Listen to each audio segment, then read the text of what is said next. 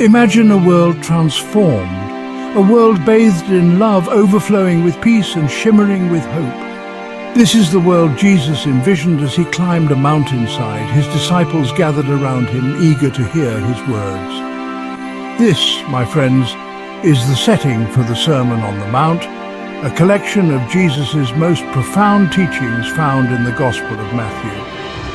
In this extraordinary sermon, Jesus unveils a revolutionary way of life. He challenges conventional wisdom, overturns societal norms, and invites us to embrace a higher standard of living. The Sermon on the Mount isn't just a historical artifact, it's a vibrant blueprint for a life filled with purpose, meaning, and joy. As we delve into the depths of the Sermon on the Mount, prepare to be amazed, inspired, and challenged. Jesus' words, spoken over 2,000 years ago, still resonate with the power to transform our lives and our world. At the heart of the Sermon on the Mount lie the Beatitudes, a series of blessings that paint a vivid picture of what it means to live a truly blessed life. These blessings, however, aren't about material wealth or worldly success. Instead, they highlight the spiritual qualities that lead to genuine happiness. Blessed are the poor in spirit, for theirs is the kingdom of heaven, Jesus begins. This isn't about financial poverty, but about humility and recognizing our need for God. It's about approaching life with an open heart, ready to receive God's grace. Blessed are those who mourn, for they will be comforted. Life is filled with joys and sorrows. Jesus acknowledges our pain and promises comfort and healing to those who grieve. This is a message of hope and resilience, reminding us that even in our darkest moments, we are not alone. Blessed are the meek, for they will inherit the earth. Meekness isn't weakness, but gentleness and strength under control.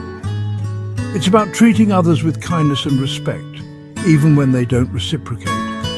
This blessing reminds us that true strength lies in humility and compassion. The Beatitudes offer a radical departure from the world's definition of happiness. They challenge us to look beyond ourselves, to cultivate inner peace, and to live in harmony with God and others.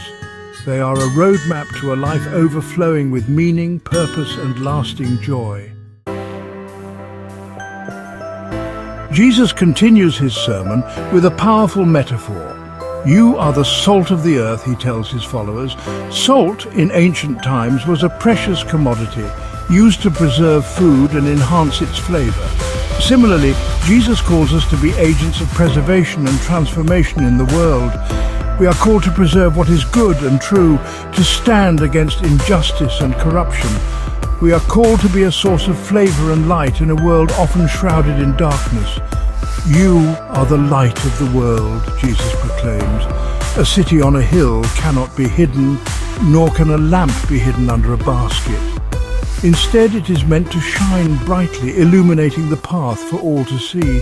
As followers of Christ, we are called to let our light shine, to reflect God's love and grace in all that we do. We are called to be beacons of hope, guiding others towards a brighter future. Perhaps the most challenging teaching in the Sermon on the Mount is Jesus' call to love our enemies. Love your enemies and pray for those who persecute you, he instructs. This radical command flies in the face of human nature, urging us to respond to hatred with love, to answer cruelty with compassion. Jesus isn't suggesting we condone evil or allow ourselves to be abused. Instead, he's calling us to a higher standard of love, a love that transcends our differences and embraces even those who have wronged us. This is not an easy task. It requires immense strength, unwavering forgiveness, and an unshakable belief in the power of love to overcome hate. But it is in this radical act of love that we truly reflect the heart of God. By loving our enemies, we break the cycle of hatred and violence. We create space for understanding, compassion, and ultimately peace. This is the transformative power of love, the very essence of Jesus' message.